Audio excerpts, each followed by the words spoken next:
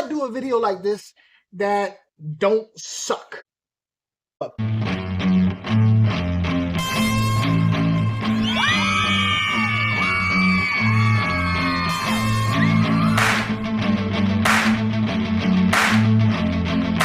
the Wheel of Destiny says I gotta do a video on best community cichlids. Been done to death. Here we go. Pistos, Rams, Angels, Discus. There you go. I feel like I'm uniquely qualified for this because I've been doing this a lot. Putting weird cichlids in places where they don't belong. Y'all know what I'm talking about. It's mine out the gutter. I'm talking about fish that normally you wouldn't assume would go in a community tank. I got a couple rules for this video, you know, so it don't suck. The ones I'm gonna give you, you may not be able to find them at PetSmart, Petco. You're gonna have to go to a mom and pop or order online, but you're not gonna have too much trouble finding them. They can't be crazy expensive, so none of these are gonna be so rare that they're just unattainable for the average Joe. Don't get too big. All the fish that I'm gonna give you, 40 breeder, 55. Obviously, because of the video's nature, they can live with other fish. Duh. And I know I said they can't get too big, but they gotta get bigger than just a little bit, right? They gotta have a little bit of size to them, because more than likely they're gonna be the star of your tank. But before I go any further, there are two rules. That I got to put out there that we just can't get around. Rule number one, if you haven't heard it already, you're going to hear it about 1,000,000 times. If it can fit in a fish's mouth, they are going to put it in there. None of these fish I recommend with neons and guppies and nano fish. I'm putting it this way. Larger tetras, rainbows, and stuff like that. Yes, but none of them for nano fish. That's just one fish. One fish. There's no guarantees when it comes to cichlids. So I am recommending that for the average person's tank of 55, that you only put one of these fish in your tank per community tank. A lot of these fish that I'm about to tell you, they have the don't start nothing, won't be nothing attitude. This fish definitely works best when you do one. Stop being greedy. Let's kick it off with the smallest fish that I have on here would probably be the Convict Cichlid. A lot of people think Convict Cichlid, the name is a meanie, da-da-da. It's actually not that bad. They just don't play when people mess with them.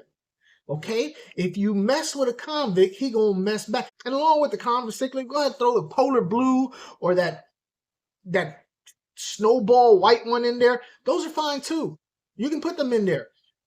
Just, you know, one fish. One fish. A fish that a lot of people may not see on a regular basis would be the Cupid cichlid. I think that's a really, really pretty cichlid. A lot of people don't know about that fish. Look it up. I'm not going to give you the statistics on the size and all these fish. Please look them up yourself. Just know that a lot of these fish, well, no, I do believe I've had every one of these fish in my lifetime. So trust me, they're good. Well, 95%. Trust 95%. They're good. The Cupid cichlid, really, really cool fish. Beautiful, beautiful colors. But they're more of a natural color. You know what I mean? More of a natural color blend. Keyhole cichlid, maybe not as flashy. You know, maybe not as flashy. But it's also right up there with the Cupid cichlid as far as being a really cool fish to have. One of my favorites would be the rainbow cichlid. That's one of my favorites because I like yellow. If you know me, if you know I like yellow. Why it's called the rainbow cichlid? I don't know why they don't call it the yellow cichlid, but the rainbow cichlid. The blue Acara or electric blue Acara, either one. I do know the electric blue Acara has been kind of getting a little saucy as the generations go on, but I still think it's good enough if you keep one and the fish that it lives with big enough. One you might find a little harder to find would be the Festivum cichlid or the flag cichlid, but trust me, it's worth it if you can get it. Try and get it. It's a beautiful, beautiful fish that it's definitely has a wow factor to it. Like, you gotta have a lot of people thinking it's a gourami or something like that, but it's a beautiful fish. If you have angels or discus, they live right along with it. It's a beautiful fish. Now that's another thing. A lot of these fish that I'm telling you can live with angels and discus. So you know what I mean. There you go. Strike that. All these fish under the right conditions can live with angels and discus. Now, if you got something, a bigger tank, like a 75, you go with something bigger. Severums. Severums are awesome fish. They got multiple colors of Severums, greens and just rainbows, turquoise. Severums are awesome fish to get. They get big. They get big. Uaru.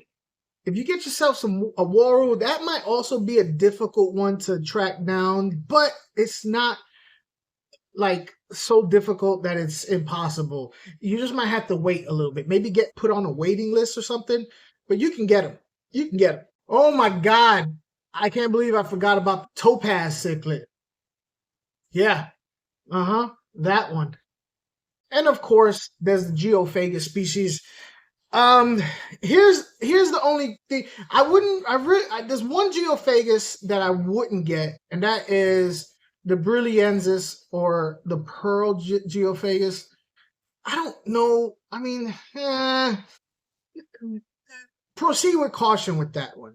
I'm just saying, proceed with caution. Even though this fish drives me nuts. I've never had this fish. I'm gonna be honest with you. This is the one fish I never had. It just popped into my head because I know people who have this fish with other community fish. The blood parrot. I've seen that with other community fish. Them damn things could barely eat pellets, more or less anything. They're not my favorite fish in the world. Just saying. Now, for my last couple of fish, they might just blow your mind, but there are two in particular fish that I have put with community fish that a lot of people will be like, what? No, yes, I've done it, but you just do one. I've done it, the Jack Dempsey and the Firemouth. You can put them with other fish safely as long as they're bigger, like mollies and stuff like that. Fish about that big. They're not going to attack. In fact, here's the deal with a lot of these fish that I just mentioned. All these fish I just mentioned, they actually find comfort in smaller fish. All right? They find comfort in knowing, they're called dither fish. Dither fish are fish that swim around other fish and they go, oh, okay, if these little fish are out, that means it's safe for me to come out. And then if the little fish take off, then the big fish goes, oh snap, what happened? So it's actually a plus to have these cichlids with smaller community fish. The truth of the matter is, these cichlids, they really only fight or get aggressive most of the time with fish that they find threatening. These little community fish, they don't find threatening. They might find them tasty, that's why you gotta go bigger than little, but they don't find them threatening because they're not another cichlid. That's why I say go with one. Go with one. It works better with one. You're going to want to get them small and kind of let them grow into the other fish and all that stuff. But you can do it.